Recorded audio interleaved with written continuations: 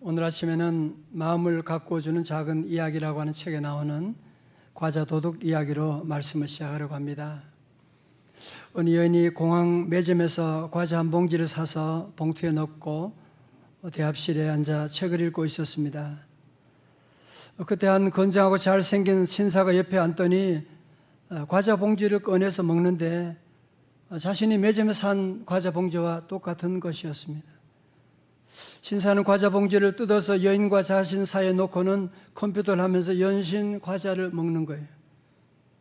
여인은 속에서 화가 치밀어 올랐습니다. 아니, 미안하다 말 한마디 없이 내 것을 막 먹다니.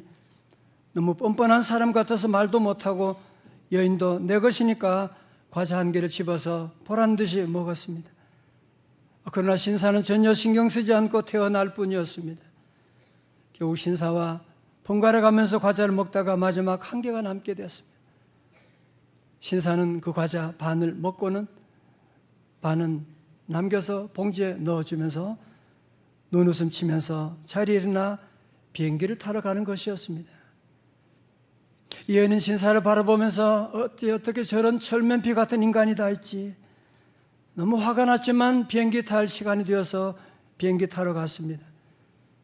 좌석에 앉아서도 그 모렴치한 그 신사의 모습이 생각나서 혼자 씩씩거리고 있다가 매점에 산 휴지를 꺼내기 위해서 종이봉투를 열었는데 이게 웬일입니까? 자기가 샀던 과자가 고스란히 그 안에 들어있는 것이었습니다. 그러니까 한풀이 하듯이 경쟁적으로 집어먹은 과자는 자기 것이 아니라 신사의 것이었던 것입니다. 이 사실 알고서 이 여인의 얼굴이 확확 달아오르고 얼마나 부끄럽고 얼마나 미안했겠습니다. 그래도 다행한 것은 근 신사와 같은 비행기를 타지 않는 것이었습니다. 물론 예화지만 우리의 삶 가운데도 이 여인과 같이 자신의 모습을 전혀 보지 못하고 상대방을 오해하고 비난할 때가 우리가 얼마나 많았습니까? 저도 그런 실수를 할 때가 참 많았는데 오늘 말씀은 우리 교회 19번째 생일을 맞이하면서 준비하면서 우리 교회 공동체는 어떤 공동체가 되어야 될까? 우리 성도는 어떤 삶을 살아야 될까? 기도하는 가운데 주신 말씀으로 오늘 말씀을 통하여서 우리 예수님 만나기를 주님의 이름으로 축원합니다. 자, 오늘 말씀 요한복음 8장 1절부터 시작된 1절, 2절 말씀 다 같이 봉독합니다. 시작. 예수는 감람산으로 가시니라. 아침에 다시 성전으로 들어오시니 백성이 다 나오는지라 앉으사 그들을 가르치시더니 아멘. 여러분, 감람산은 예루살렘 동남쪽 위에 위치한 산으로 올리브 나무가 많은 마운틴 오브 올리브라고 하는 그런 산이었고, 예수님께서 감람산에서 기도하시고 한 1km 정도 떨어진 예루살렘 성전에 오셔서 하나님 말씀을 가르치고 계셨고, 자, 그때 어떤 일이 일어나느냐 하면 3절에 서기관들과 바리새인들이 음행 중에 잡힌 여자를 끌고 와서 가운데 세우고, 이른 아침이에요. 서기관과 바리새인들 그리고 여러 사람이 한 여인을 끌고서 예수님 앞으로 오게 됐습니다. 이 여인은 가늠하다가 현장에서 잡힌 그런 여인으로 정말 어느 누구에도 부끄러운, 보여주고 싶지 않은 그런 부끄러운 모습으로 끌려오게 되었던 것입니다. 그것도 율법을 연구하고 사랑을 설교하던 바리새인과 사두개인들이 주도적으로 끌고 왔고, 그 여인을 가운데 두고 남자들이 소리를 지르고 있습니다. 여러분, 우리 죄인들의 특징이 그렇잖아요. 자기의 죄는 모르고 덮어두고 다른 사람들의 죄나 실수가 발견되면, 드러나면 신이 나서 거품을 물고 비난하고 손가락질할 때가 많은데, 이 여인은 현장 범이니까 더 이상 무슨 증인이 필요한 것도 아니고 더 이상 변명할 여지도 없는 그런 가련한 여인이었습니다. 4절에 예수께 말하되 선생이여 이 여자가 간음하다가 현장에서 잡혔나이다.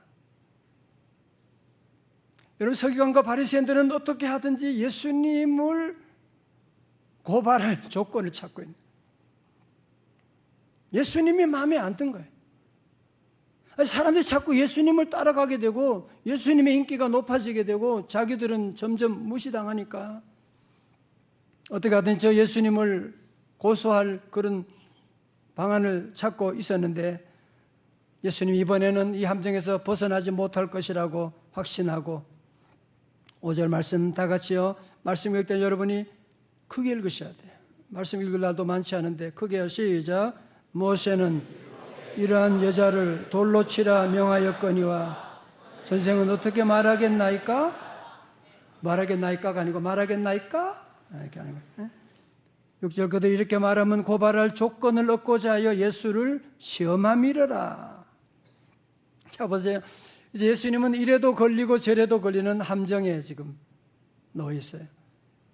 만약에 예수님께서 율법에 기록된 대로 여인을 돌로 치라고 하면 그동안 예수님은 사랑하라 용서하라 그렇게 설교하더니만 아니네, 아주 무자비한 인간이네 라고 그렇게 매도할 것이고, 또 예수님이 돌로 치지 말라고 한다면 아니 저 예수는 율법에 분명히 간음하다 잡힌 여인은 돌로 치라고 했는데 율법을 거역한 것이잖아. 음란을 조장하고 있잖아.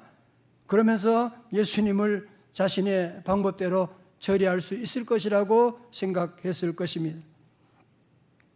우리 예수님은 그들의 모든 생각을, 저희를 왜 모르겠어요?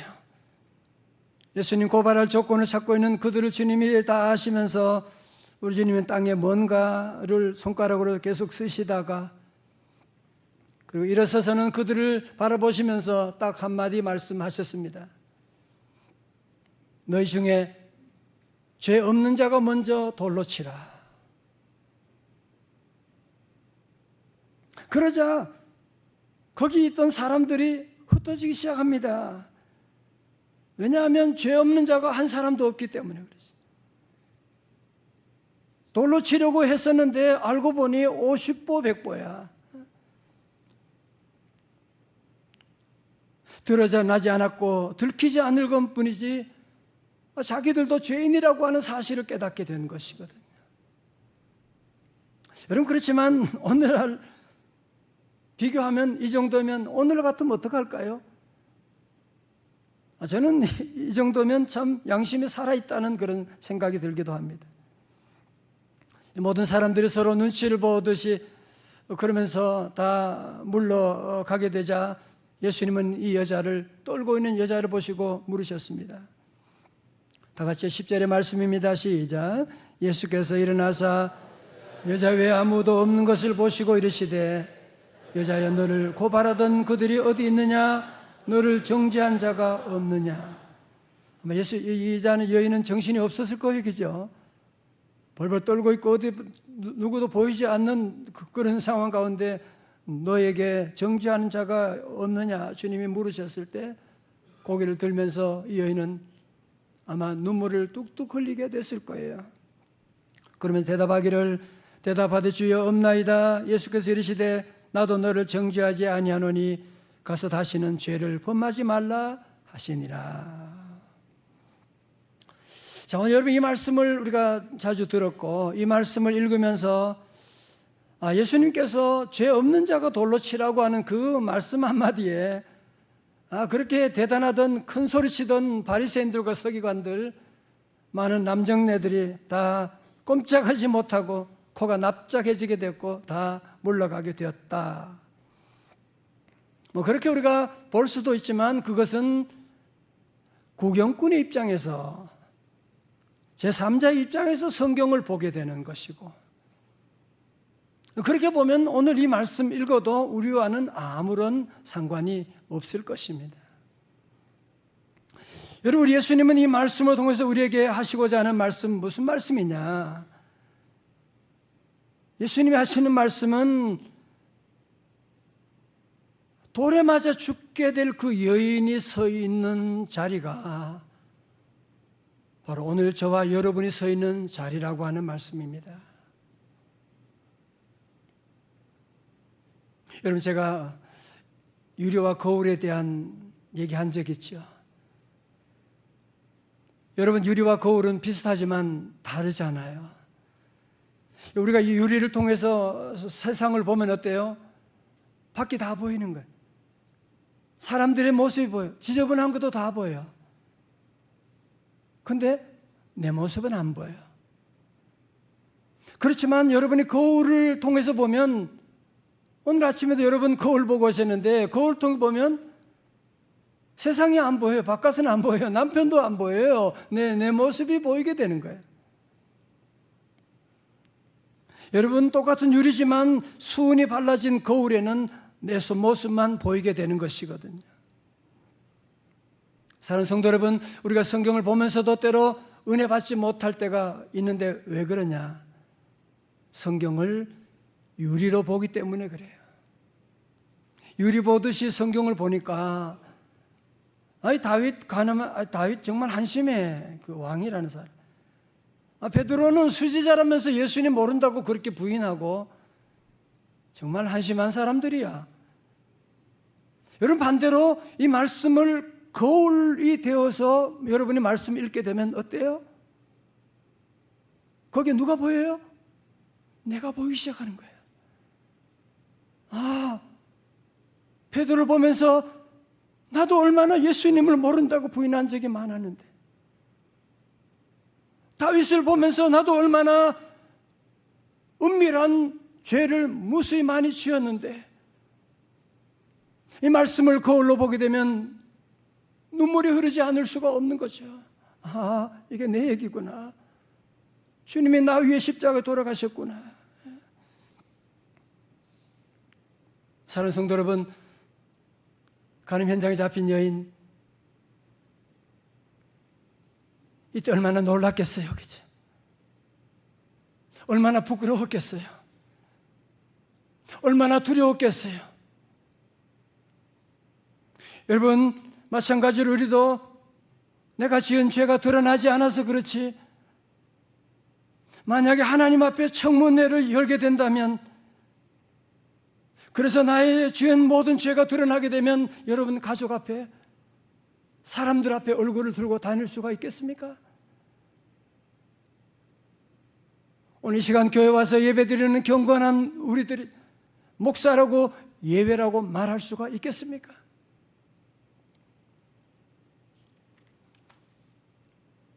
사실 우리는 들키지 않아서 그렇지,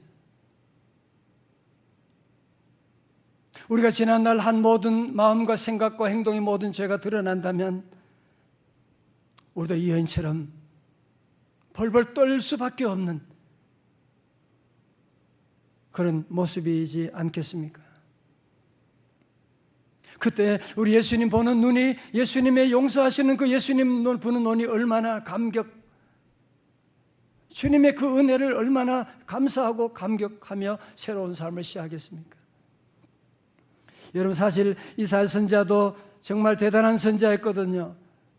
그도 처음에는 자기의 모습을 전혀 보지 못하는, 우시야 왕이 죽은 다음에 나라가 너무 어려우니까 나는 문제가 없지만 이 나라 걱정이 돼서 성전에 들어가서 기도하기 시작합니다. 예배드리기 시작합니다. 예배드리다 그는 기절하는 줄 알았습니다. 갑자기 자기의 모습이 실상이 보여지는데 얼마나 더러운지, 이사야 6장 5절에 그때 내가 말하되 화로다 나여 망하게 되었도다. 나는 입술이 부정한 사람이요 나는 입술이 부정한 백성 중에 거주하면서 만군의 여호와이신 왕을 배웠음이로다 하였더라. 이사야는 하나님의 임재 가운데 자기 입술을 붙들고 떼굴떼굴 굴렀습니다. 내가 그동안 무슨 말을 한 거야 지금? 내가 어떻게 그 사람에게 그런 얘기를 했던 거야? 그러면서 그는 통회하고 자복하면서 하나님 앞에 회개하고 새로운 사역을 시작하게 되었는데, 여러분, 베드로도 처음 예수님 만났을 때 예수님 덕분에 물고기 많이 잡았잖아요. 그런데 이때 베드로는 아주 이상한 엉뚱한 말을 하고 있습니다. 주여, 나를 떠나소서.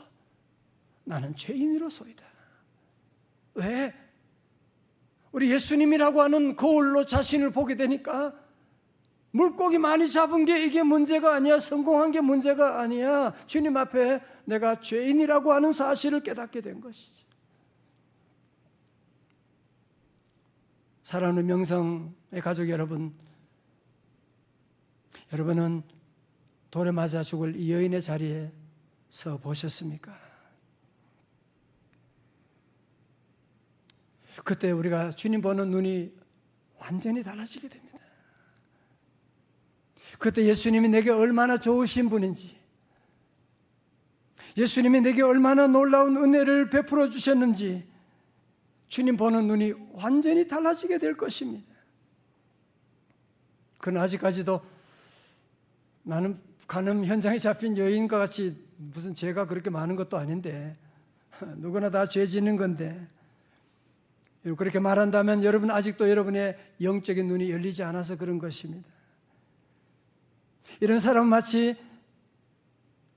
거울도 보지 않고 자기 얼굴에 지금 뭐가 묻었는데 그것도 모르고 전혀 거울을 보지 않으니까 전혀 부끄럽지 않고 다니는 것과 똑같은 모습과 무엇이 다르겠습니까? 영적인 눈이 열리지 아니하니까 내가 어떤 존재인지, 내가 지은 죄덩어리가 얼마나 큰 것인지, 그 죄로 말미암아 우리 집안의 축복의 통로가 지금 막혀있는, 자녀들의 길이 막혀있는 것을 보지 못하고 다른 사람 허물만 자꾸 보이게 되고, 여러분, 그러니까 이 여인의 자리에 서보지 못한 사람들은 항상 하나님의 사랑이 뭔지를, 예수님의 구원의 감격이 뭘 그렇고 그런 것이, 교회는 오래 다니고 아는 것은 많으니까 주머니에 보면 돌멩이가 얼마나 많이 들어있는지 몰라. 그냥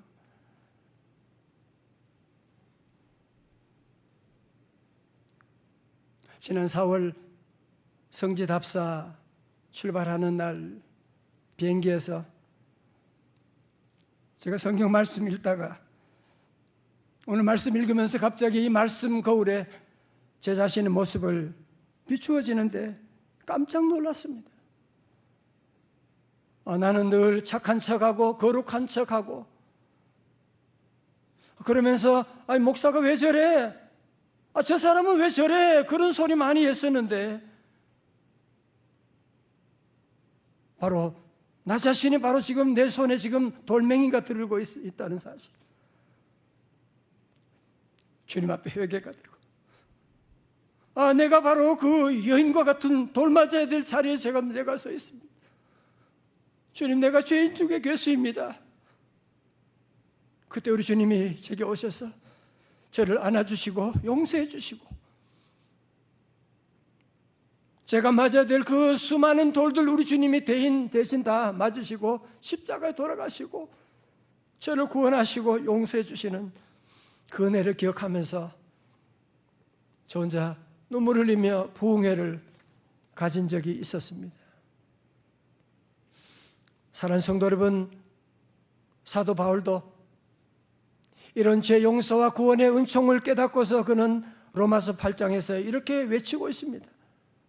우리도 한번 같이 크게 외쳐보겠어요. 8장 1절 2절입니다. 시작. 그러므로 이제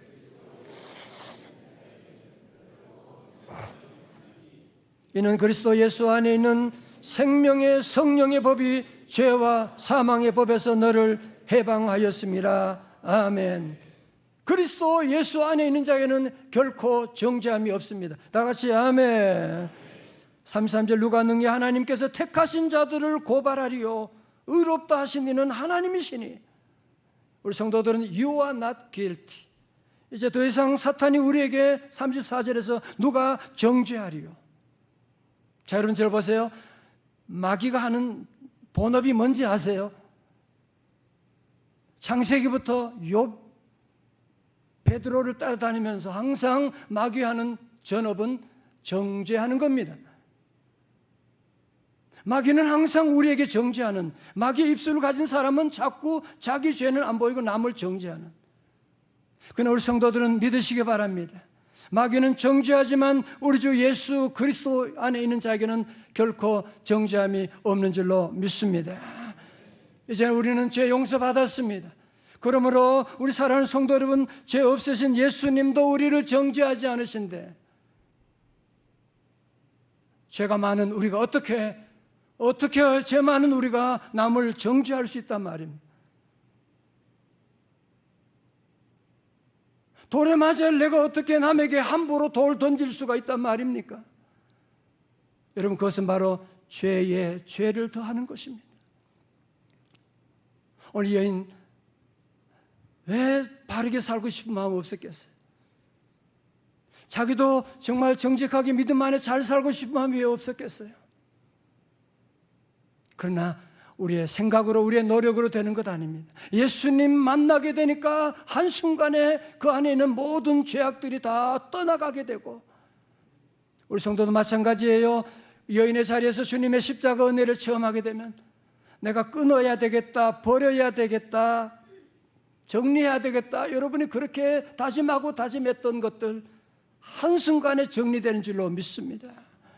여러분요, 마귀는요 우리의 죄를 숙주 삼아서 죄 먹고 사는 존재가 마귀예요.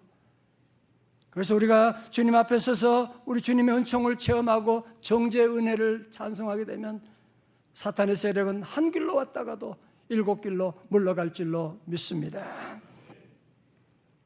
미국 달라스에 35살 난 젊고 유능한 목사님이 계셨는데, 사냥을 갔다가 노루를 쏜다고 총을 쏘았는데 그만 사람이 죽고 말았어요. 여러분, 이 엄청난 일 가운데 법적인 문제도 그러하고, 이제 목사님, 절 목사님은 이제 내 인생 끝났다, 목회 끝났다. 지역사회 신문들이 들끓었습니다. 목사가 어떻게 그럴 수 있느냐, 교인들이 들끓었습니다. 사람 죽인 목사가 어떻게 목회할 수 있냐, 사임하고 나가라. 그때 예상치 못한 일이 벌어졌습니다. 교회 중직자들 중 몇 사람이 말합니다. 여러분, 사람 누구나 다 실수할 수 있잖아요. 사람 죽인 젊은 목사를 어느 교회에서 봤겠습니까? 우리가 용서하지 않으면 목사님은 평생 갈 곳이 없습니다. 우리 목사님 한 번만 용서합시다. 눈물로 호소하자 교인들의 마음이 움직이기 시작합니다. 그래서 목사님을 다시 그 교회에 받아들이게 되고 그 교회 사역하게 되는데, 이분이 바로 달라스 제1침례교회 크리스웰 목사님이십니다. 이후로 이 목사님의 목회 철학은 용서. 이후로 목사님은 예배 가운데 십자가의 사랑, 용서를 설교할 때마다 교회 안에 눈물 바다가 됩니다. 왜? 목사님, 내가 그런 사람입니다. 그리고 그 교회는 미국 최대의 교회로 부흥하게 되었고, 이 목사님 미국 침례교 총회장, 세계 침례교 총재를 지낸, 그가 쓴 책만 57권이 넘는 많은 책을 저술한 이분이 됐고, 만약에 여러분들이 이 목사님 실수한 그 순간에 교인들이 정죄하고 돌을 던졌다면 여러분, 이런 교회가 세워졌겠냐고요. 교인들이 이런 복을 받을 수 있었겠냐 말이죠. 사실은 우리 교회 안에도 이런 사랑을 베풀고 있는 분들이 너무너무 많이 계십니다. 저도 실수가 많은 사람이지만 우리 교회인데 늘 용서해주고 사랑해주고 기도해주고, 그래서 여기까지 오게 된 것입니다. 사랑하는 성도 여러분, 오늘 우리 교회 19주년을 앞두면서 저로부터 우리 모든 성도들이 돌을 던지는 자리가 아니라 돌에 맞아 죽을 그 여인의 자리에 서서 우리 주님의 십자가를 바라보고 내 손에 있는 모든 돌들을 다 이제는 내려놓고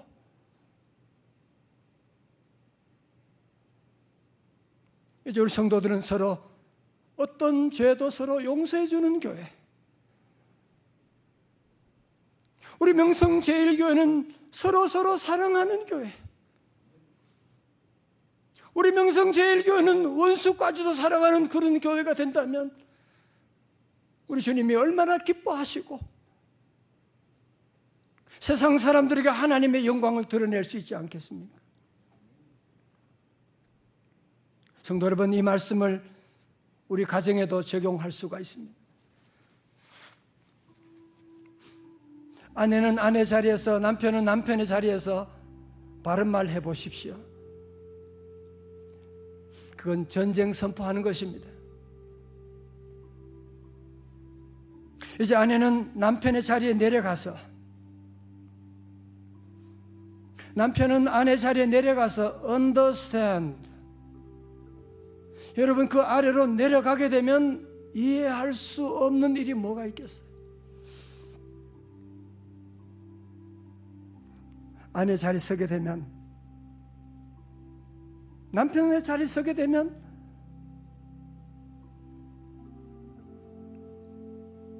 이해하지 못할 일이 없고 너무너무 감사하고 눈물 흘리지 않을 일이 어디 있겠습니까?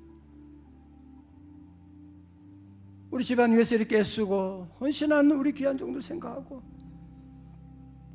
여러분 자녀 양육할 때도 자녀 잘 양육하는 방법이 비결이 뭐냐고 물으신다면 understand입니다.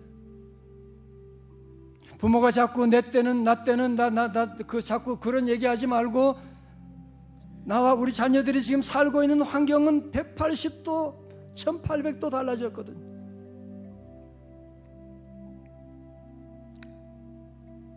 자녀들 자리에 서서 그들을 바라보고 그들의 언어로 얘기하고 이해하고, 그러면 자녀들 대화가 됩니다. 살아날 수가 있습니다. 여러분 아시죠? 돌멩이 가운데 가장 아픈 치명적인 돌멩이가 뭐예요? 언어의 돌멩이에요. 그냥 장난으로 연못에 돌을 던졌는데 개구리가 그거 맞아서 즉사하게 된 것, 그런 얘기 많이 들어보셨잖아요. 사랑하는 성도 여러분, 원래 우리 창립 19년 주제가 은혜 곱하기 사랑 나누기입니다. 다 같이 은혜 곱하기 사랑 나누기.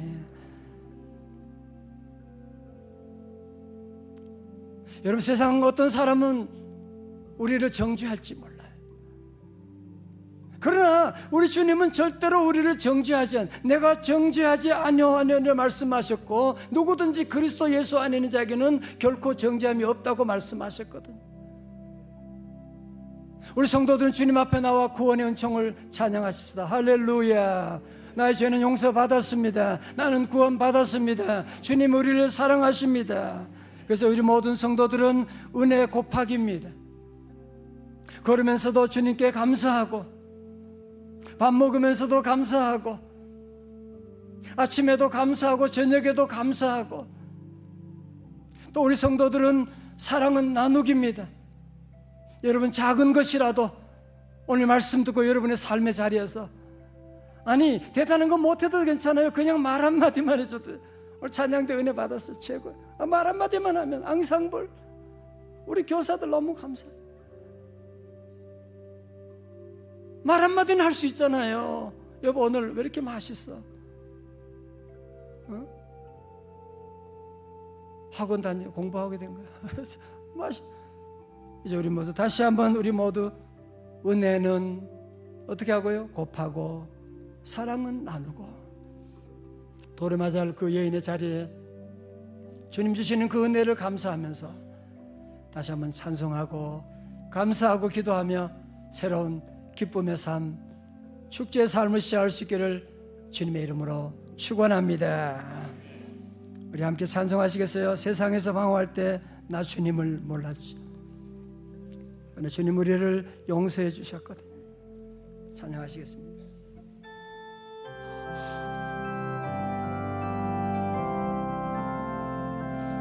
세상에 방황할 때 나 주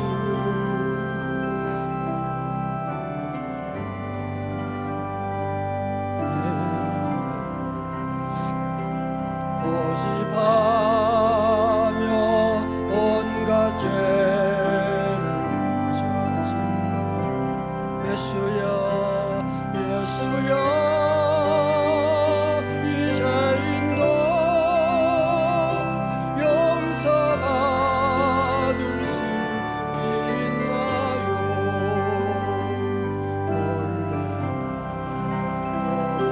원래보다 내가 용서받을 수 많은 사람 많은 자 찾아와서 나의 친구가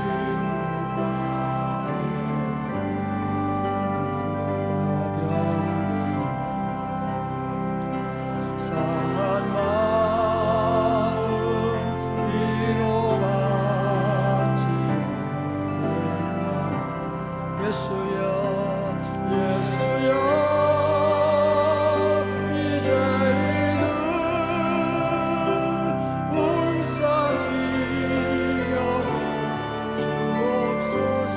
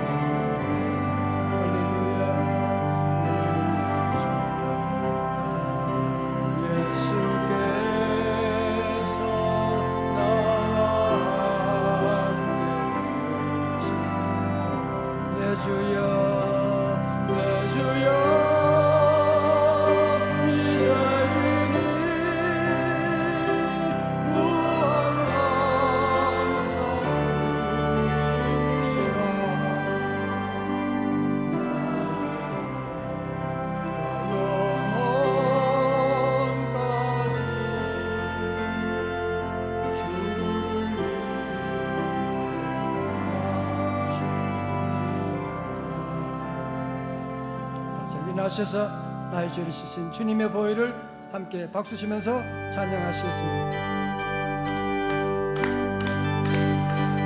할렐루야. 나의 죄를 씻기는 예수의 피밖에 할렐루야. 다시 정결하기로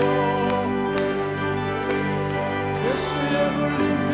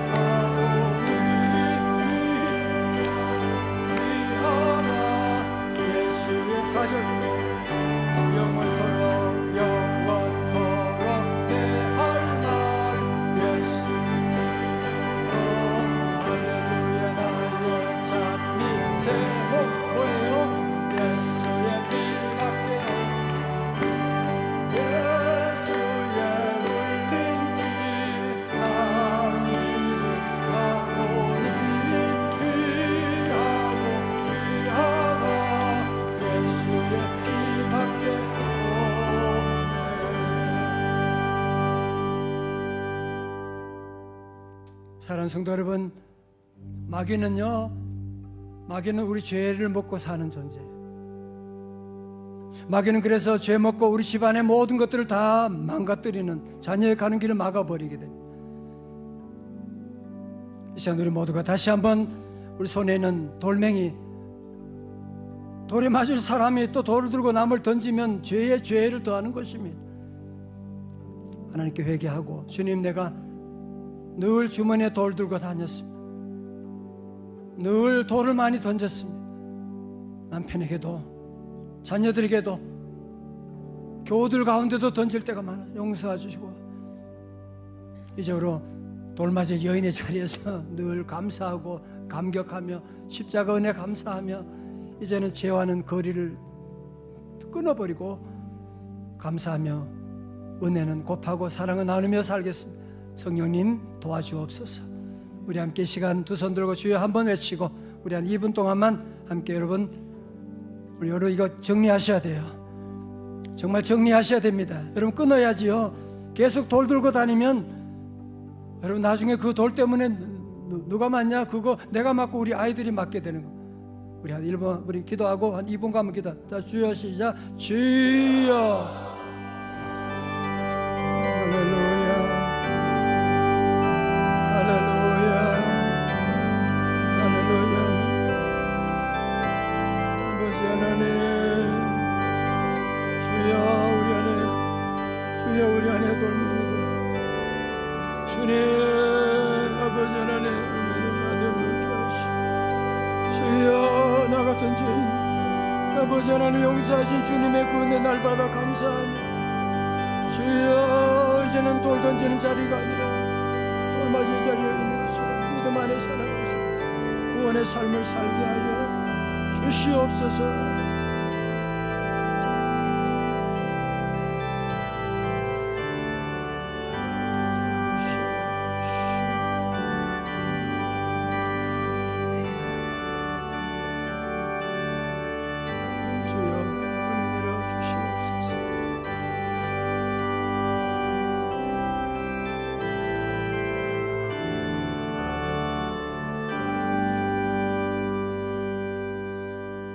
하나님 아버지, 늘 거룩한 척, 착한 척, 주머니에 돌멩이 들고 다니는 의로운 척하며 살았던 죄인 주여 용서하여 주시옵시고, 돌 맞을 자리에 서 있는 그 여인인 것을 다시 보게 되고 이제로 그 자리에서 주님의 그 십자가의 그 은혜, 용서의 은혜, 구원의 은혜를 날마다 감사하고 감격하며 우리 사랑하는 성도들 이제는 은혜는 날마다 곱하고 사랑은 나누며 구원의 감격, 사주의 은총을 기뻐하며 마귀가 오늘도 내일도 우리를 따라와서 정죄하려고 하지만 나는 너를 정죄하지 아니하노니 주님 말씀하셨사오니 그리스도 예수 안에 있는 자에게는 정죄함이 없다고 말씀하셨사오니 더 이상 정죄하는 일에 절망하지 아니하고 정죄한 입술이 되지 아니하게 하시고 감사 찬송만 하며 원수도 사랑하며 섬기며 용서하는 우리 명성제일교회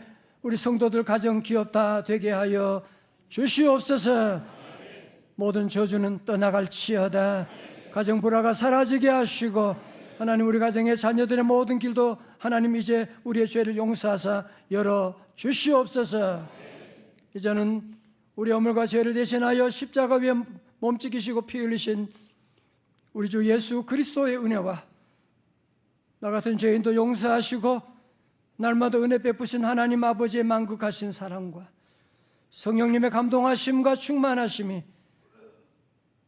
주님의 그 은혜 날마다 감사하며 감격하며 은혜는 곱하고 사랑은 나누면서 살기로 결단하는 주의 제자들 머리 위에 하나밖에 없는 우리 대한민국과 북녘 땅에 있는 형제 자매들과 세계 선교사님 사역 위에 이제로부터 영원까지 함께 하옵시기를 간절히 축원하옵나이다. 아멘.